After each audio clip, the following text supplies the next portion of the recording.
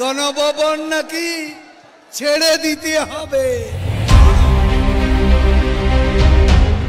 জুলাই গণঅভ্যুত্থানের ঘটনায় ক্ষমা চাওয়ার প্রসঙ্গে এবার মুখ খুলেছেন ওবায়দুল কাদের। তিনি বলেন, দেশের মানুষকে নিয়ে আমাদের রাজনীতি, এদেশের মানুষের কাছে ক্ষমা চাওয়ার বিষয় আমরা কখনো পিছিয়ে থাকতে প্রস্তুত নই। আমরা যখন দেশে এসে দলের কর্মকাণ্ড চালাতে পারবো, তখন ক্ষমা চাওয়া, ভুল স্বীকার করা বা অনুশোচনার বিষয় সামনে আসবে। আত্মগোপনের থেকে বিবিসি বাংলার মুখোমুখি হয়ে দলের অবস্থান জানান দেন ওবায়দুল কাদের। তার এমন বক্তব্যের পর বিভিন্ন মহলে প্রশ্ন উঠেছে, তবে কি আত্মগোপনে এবং পালিয়ে থেকে দলকে গুছিয়ে নিচ্ছে নিষিদ্ধ দল আওয়ামী লীগ? ওবায়দুল কাদের বলেন, ক্ষমা চাওয়ার বিষয় দেশের মাটিতে, দেশের বাইরে থেকে আমরা ক্ষমাটা চাইব কেমন করে? দেশের মাটিতে বসেই আমরা যদি কোনো কিছু অনুশোচনা, ক্ষমা এসব বিষয় থাকে, তাহলে অবশ্যই দেশের মাটিতেই আমাদের যে বিশ্লেষণ এবং চিন্তা ভাবনা, তার প্রতিফলন অবশ্যই ঘটবে। বান্ডেল থাকলে প্রতি সেনমানিতে টাকা বাঁচবে। বিকাশ সেনমানি বান্ডেল কিনে জিতুন প্রতি লেনদেনে।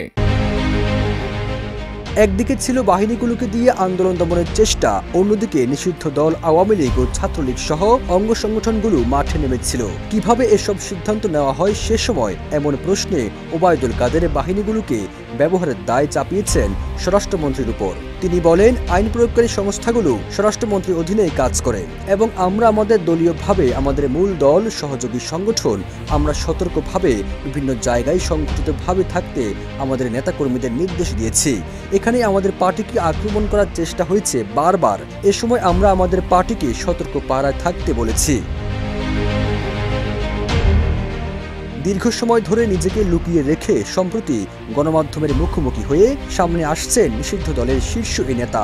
অথচ শেখ হাসিনার পতনের আগের দিন পর্যন্ত প্রায় প্রতিদিনই সংবাদ সম্মেলন করে দল ও সরকারের পক্ষে বক্তব্য তুলে ধরতেন ওবায়দুল কাদের।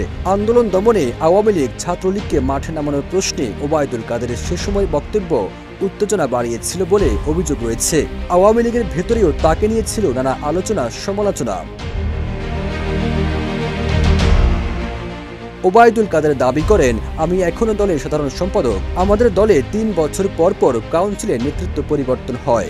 আগামী ডিসেম্বর পর্যন্ত মেয়াদ আছে। আমি এখন দলের সাধারণ সম্পাদক হিসেবে কথা বলা শুরু করেছি।